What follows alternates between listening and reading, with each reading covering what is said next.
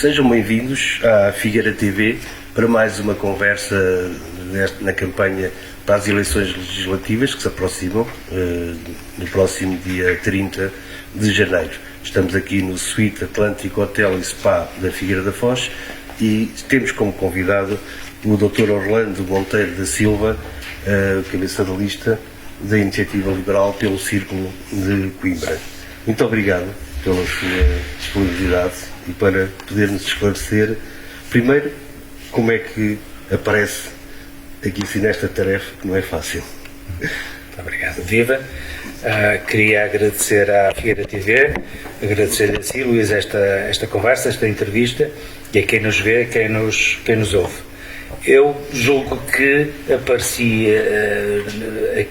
a liderar este grupo, este núcleo fantástico da Iniciativa Liberal que temos em Coimbra, creio que por ter sido escolhido, por me ter disponibilizado perante essa escolha para liderar a lista, e também gosto de acreditar, e creio que isso foi importante também pelo mérito que, enfim, tenho revelado no meu percurso, que me identificou dentro da Iniciativa Liberal como alguém capaz de encabeçar este projeto aqui em Coimbra. E como é que tem sido a campanha? Tem tido boa receptividade? Temos tido, sim, eu acho que temos tido uma excelente receptividade com os meios limitados que a Iniciativa Liberal naturalmente tem, mas que têm sido, esses recursos escassos têm sido muito bem aproveitados. Julgo até que se às vezes no país, de uma forma geral, houvesse essa capacidade, no fundo a economia é isso, não é? De aproveitar os recursos que são sempre escassos no máximo bem comum, esses recursos têm sido bem aproveitados e eu tenho notado da parte das pessoas, no contacto direto sobretudo, uns mais formais, que vêm mais para o público, outros menos formais, mas igualmente importantes, conversa com pessoas aqui e ali, nas várias áreas e nos vários concelhos do distrito, tenho notado, primeiro, uma grande vontade de mudança. Segundo, uma mudança que advém não de nada em concreto, mas de uma percepção que eu acho que existe da parte das pessoas e do eleitorado que as coisas não estão a ir bem. E terceiro, uma grande curiosidade e até conhecimento, talvez esta parte do conhecimento me tenha impressionado mais, do projeto da Iniciativa Liberal, da nossa forma de expor as ideias e que se deve muito ao João Coutinho de Figueiredo, que nos debates televisivos que tiveram um grande impacto, ele teve excelentes prestações e acho que ajudou muito, nos facilitou a vida a todos a perceber algumas das ideias, digamos assim, que nós como liberais defendemos, adaptadas à realidade do nosso povo, não é? Como é evidente. Quando as pessoas me perguntam o que é isso da Iniciativa Liberal, o que é que explica? Olha, às vezes quando é assim, quando pretendo ter um diálogo, quando a coisa é mais ou menos rápida ou fácil, eu falo muito precisamente de menos impostos, menos taxas, menos taxinhas, menos burocracia e mais facilidade para quem trabalha ser reconhecido e subir na vida. Este tipo de argumentos eu acho que colhem muito da parte de algumas pessoas, porque as pessoas se sentem muito asfixiadas, sentem que o Estado lhes lhes consome grande parte dos recursos, não apenas, como disse, impostos. Acho que a questão até da burocracia e da dificuldade de, umas vezes por via digital, porque há muita burocracia digital também, não é? Outras vezes burocracia do papel para o digital. Exatamente, passou-se e pôs-se um ónus do lado do contribuinte, do utente, do consumidor, do cliente, que às vezes é um fardo muito grande, porque a nossa população não está toda ao mesmo nível, não é? E também consome muito em termos de tempo essa burocracia que existe. E, portanto, eu acho que este tipo de argumentos nos profissionais que trabalham por conta própria, os profissionais liberais, aliás, até presidam uma associação, sou profissional liberal e presido uma associação de profissionais liberais, e portanto, que são centenas de milhares no nosso país, não são apenas os clássicos, advogados, consultores, médicos, dentistas, arquitetos, mas são, olha, jornalistas, são consultores de comunicação, são consultores de gestão imobiliária. Na área do imobiliário há imensa gente, há dezenas de milhares de profissionais, economistas, enfim, um conjunto de profissões, umas mais qualificadas, até preferi usar o termo diferentemente qualificadas, outras diferentemente qualificadas nas várias medicinas, na saúde, há dezenas de milhares de pessoas a trabalhar por conta própria, e estas pessoas têm ficado muito para trás e compreendem bem, e eu também compreendo bem esta linguagem de quem tem que se fazer à vida, quem depende de fazer à vida, não sei, não estou a... E é de quem o fisco às vezes mais desconfia. Claro que sim, e muitos protegidos a todos os níveis, porque o fisco é implacável, não é? Que tem a sua forma de estar, mas estas pessoas ficam muito desprotegidas, olha, na paternidade e na maternidade. Um profissional liberal, eu conheço casos de colegas minhas que encurtaram o seu período de maternidade a um ponto porque o consultório ia à falência se tivessem, como estão quem trabalha mais por conta própria, se tivesse direito a uma licença maternal de 1 ano e meio, 2 anos. Isso não existe no mundo de quem trabalha por conta própria. Os riscos de assumir uma atividade dessas, as despesas que se pagam, a água, a luz, os alugueres, 12 ou 14 meses até, para quem tem alguém a trabalhar por conta dessas pessoas. Portanto, a incerteza, não é, que existe, não há certezas como existe noutro tipo de vínculos laborais, e, portanto, isto é uma causa que me é muito cara, particularmente. O facto de serem profissionais liberais, obviamente, não tem a ver com o conceito político de profissional liberal, não é? São coisas diferentes. Mas o que é facto é que há muitos aspectos em comum e que eu acho que a Iniciativa Liberal tem excelentes respostas para os anseios destes profissionais. E quais são assim os pontos programáticos que apresentam ao eleitorado nestas eleições? Nós temos um programa, como se diz aqui em Coimbra, um calhamaço, uma sebenta daquelas que existiam para essa anatomia 1 ou 2 da Faculdade de Medicina, com quase 600 páginas, mas na verdade, como dizes, e bem, o Coutinho Figueiredo, ela é profunda. Não é um calhamaço, é um programa aprofundado que, na verdade, tem 98 medidas bem explicadas, propostas, e até faltam algumas, como foi reconhecido, mas depois estão explicadas, estão devidamente justificadas, e tem até um conjunto de questões para quem desejar aprofundar o conhecimento sobre o porquê se propõe determinado tipo de medidas e qual será previsivelmente o impacto dessas medidas, que eu julgo que são muito úteis para eleitores que são cada vez mais exigentes e alguns deles que escrutinam muito bem as propostas que se fazem e, evidentemente, os nossos concorrentes estão a ver à lupa tudo aquilo que nós fazemos. E uma coisa lhe garanto, Luís, é óbvio, não é? Mas perante uma forma de falar, é que é muito mais fácil, é muito mais difícil colocar ao escrutínio um programa bem estruturado, profundo, com quase 600 páginas, do que um programa de 10 ou 15 páginas, com meio das generalidades, em que, pronto, todos nós o faríamos, não compromete muito. Não, é aberto. E eu acho que nós temos propostas muito boas. Na área da fiscalidade, da economia, de uma forma geral, é central. Eu acho que o programa da Iniciativa Liberal vai, embora não seja exaustivo, não é perfeito, evidentemente, quando fazemos um documento destes, na semana a seguir já modificaríamos alguns aspectos. É perfeitamente natural. Mas eu acho que conseguimos ir às causas das causas. Ou seja, não nos limitamos a verificar, a fazer um diagnóstico das situações, mas há uma preocupação de ver os efeitos e o que é que causa a falta de crescimento do país. Porque é que Portugal é um país que tem ficado para trás em termos económicos e, obviamente, isso tem um impacto na vida de todos nós. Isso acontece? Acontece não apenas pela fiscalidade, mas acontece por um conjunto de políticas que têm vindo a ser implementadas ao longo dos últimos anos que levaram a que nós tivéssemos tido grande dificuldade em acompanhar a pedalada de países que vão fazendo pela vida. Não é? Nós não aproveitamos bem o euro, não aproveitamos bem a moeda única, já entramos na moeda única numa atitude e com alguns problemas, não é? O Partido Socialista já estava ali nessa fase a preparar a entrada na moeda única, isso não correu muito bem, e depois Portugal não teve, por razões diversas, capacidade de se tornar competitivo num mundo mais globalizado, não conseguimos atrair recursos humanos para o nosso país para ajudar ao desenvolvimento do país, pelo contrário, vemos até uma sangria grande que é terrível de pessoas que, jovens principalmente, que há 15, 20 anos esta parte, porque isto não é um fenómeno recente, mas que se dirigem a outros países da Europa e fora da Europa, usando as leis e a legislação europeia, que muitas vezes dá até um reconhecimento automático das qualificações. Até estas pessoas primeiro começaram a verificar que era possível exercer algumas profissões a ganhar 3, 4, 5, 6, 7 vezes mais do que em Portugal, e alguns saíram um pouco contrariados, nomeadamente na crise provocada pela quase bancarrota do governo Sócrates.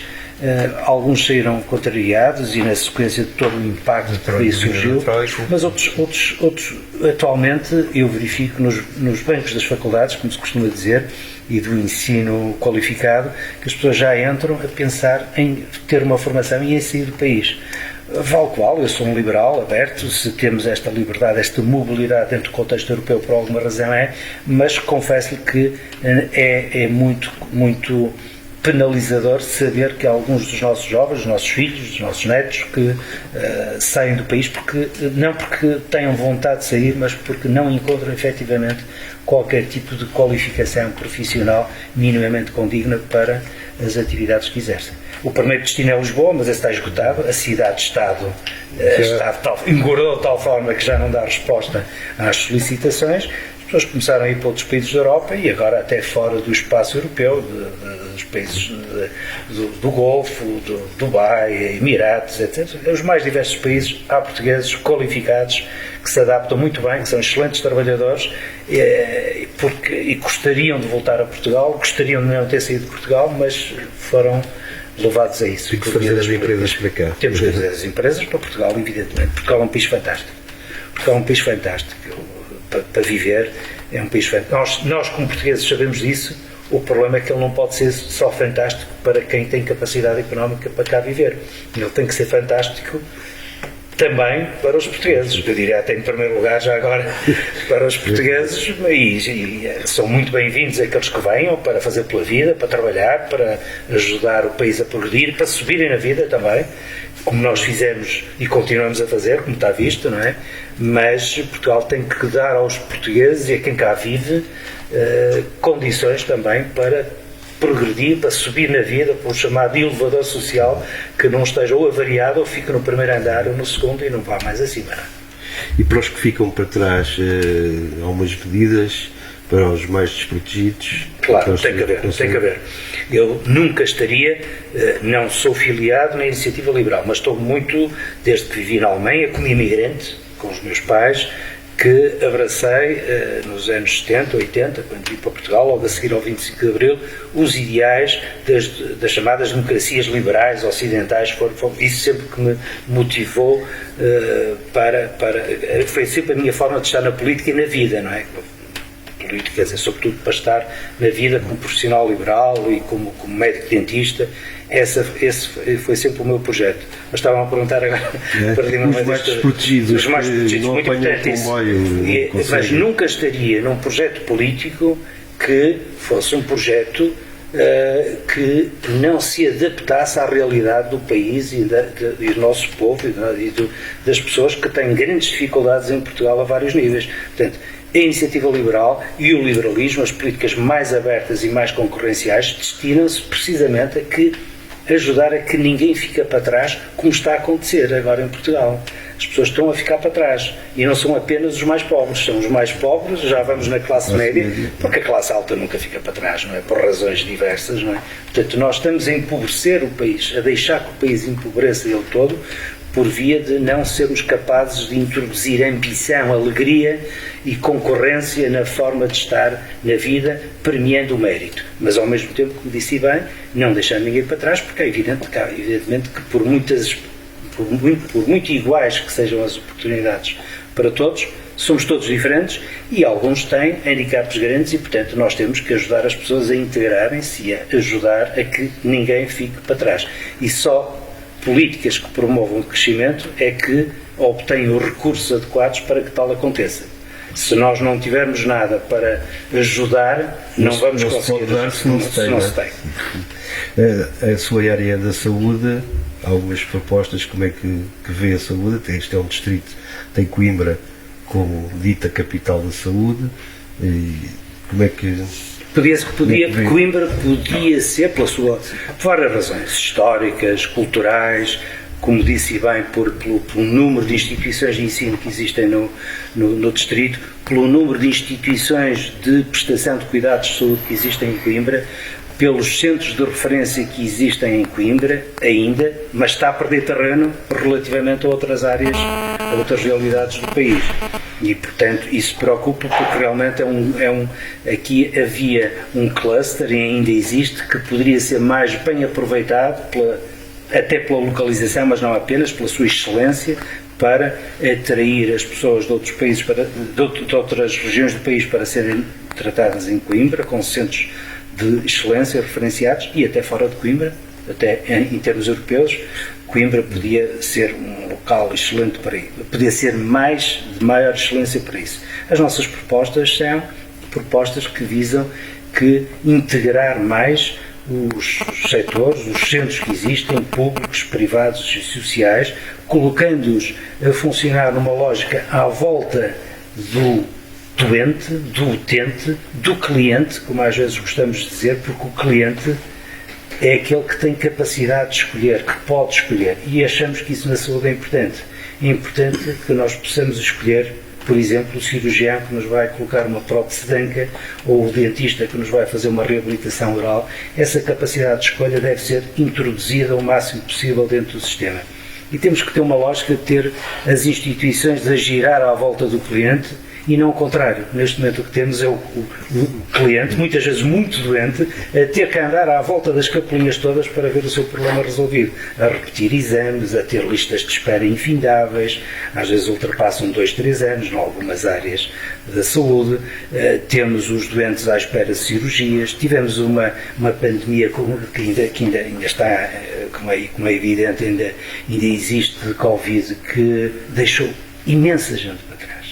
Muita gente, o balanço é trágico, é o segundo mais trágico em termos europeus dos doentes não Covid. No Covid nós damos resposta... É pior que a pandemia, não? Pior que a pandemia, eu não tenho dúvidas absolutamente nenhumas.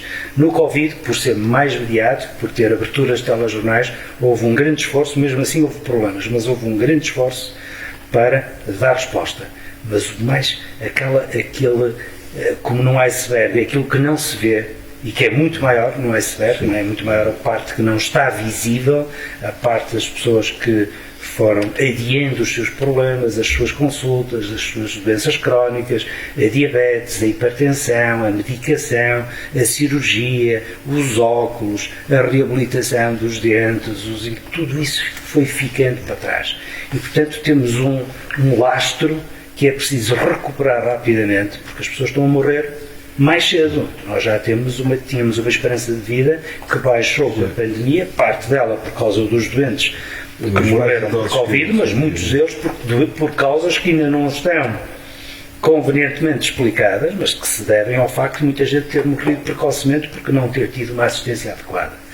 E eu não consigo deixar, disse isso à doutora Marta Temido, que conheço muito bem, é uma pessoa estimável, mas como é evidente, a ideologia que se apoderou, nomeadamente na lei de bases, coincidentemente, às vezes é uma coincidência trágica, e imediatamente antes da pandemia, porque foi no final de 2019 que esta lei de bases foi aprovada. Basicamente esta lei de bases dizia privados só mesmo em última análise, porque nós não queremos tudo dentro do Serviço Nacional de Saúde. Então os recursos são para o Serviço Nacional de Saúde. Com a pandemia, é evidente, mais do que nunca se viu que era fundamental haver uma grande articulação, uma grande integração do setor público, do setor privado e do setor social. E todos teríamos sido, na altura, poucos para dar uma melhor resposta aos portugueses. Eu acho que isso nos serve de lição para nós termos um sistema onde o doente não quer saber se vai ser tratado no público ou no privado ou social, quer um bom serviço, quer um serviço que esteja à volta do cliente e um serviço de qualidade. Nós não podemos continuar a admitir, porque isto é que é muitas pessoas falam do Serviço Nacional de Saúde. Não, isto é o paraíso do sistema privado, porque como não há resposta do Serviço Nacional de Saúde em público, as pessoas fogem para o privado.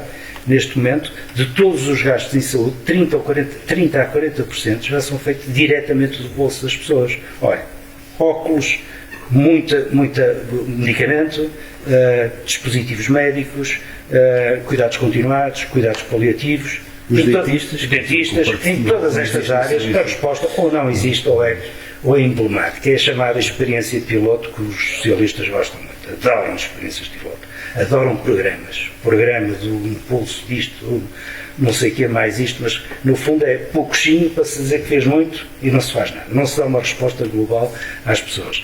E portanto depois elas vão procurar seguros de saúde, infelizmente só a classe média consegue pagar, se for um bom seguro de saúde, para ter a resposta que não encontram dentro do Serviço Nacional de Saúde, talvez com exceção da ADSE, que vai aos seus utentes, também pagam para isso, vai dando uma resposta em algumas áreas.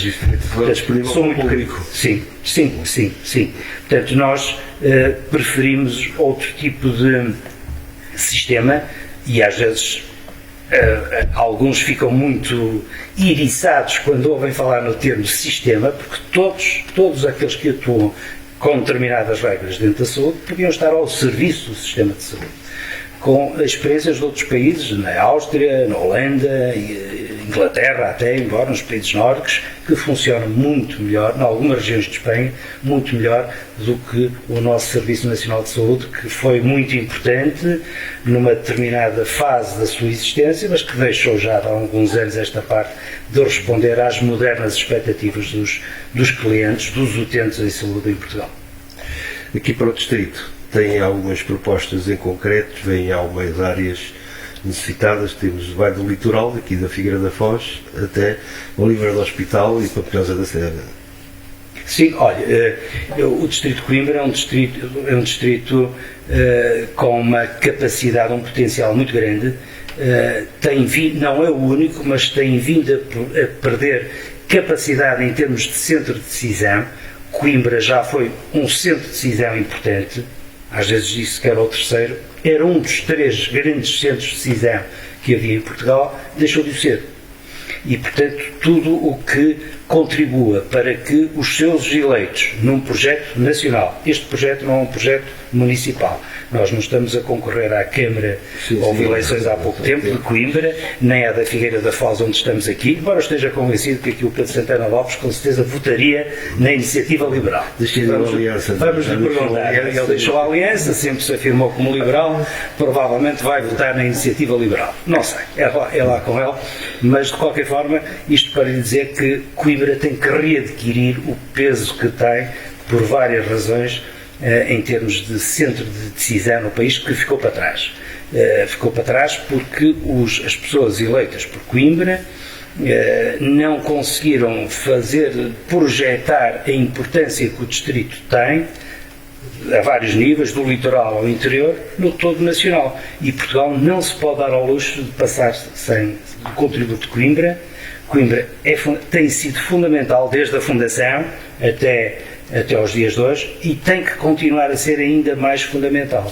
Portanto, o nosso projeto é um projeto que tem para Coimbra, desde as ligações ferroviárias até às ligações rodoviárias, ao ambiente, à saúde, à aposta na saúde, na agricultura, algumas áreas da agricultura, do ambiente, tem propostas gerais, porque não compete dar respostas locais àquilo que localmente é para ser dado, que eu acho que de uma forma geral, preenchendo aquele grande desígnio de introduzir um modelo de estar na sociedade mais aberto, com políticas mais amigas do investimento, captando para o Conselho mais empresas que possam utilizar a qualificação que existe, acho que isso é fundamental. Até porque verificamos que algumas grandes empresas, não queria estar aqui a nomeá-las, posso estar a ser injustas com outras, mas elas são conhecidas, do Biocante até à Universidade, enfim, por todo o distrito de uma forma geral, de início encontram aqui matéria-prima para se desenvolver, mas depois vão-se embora.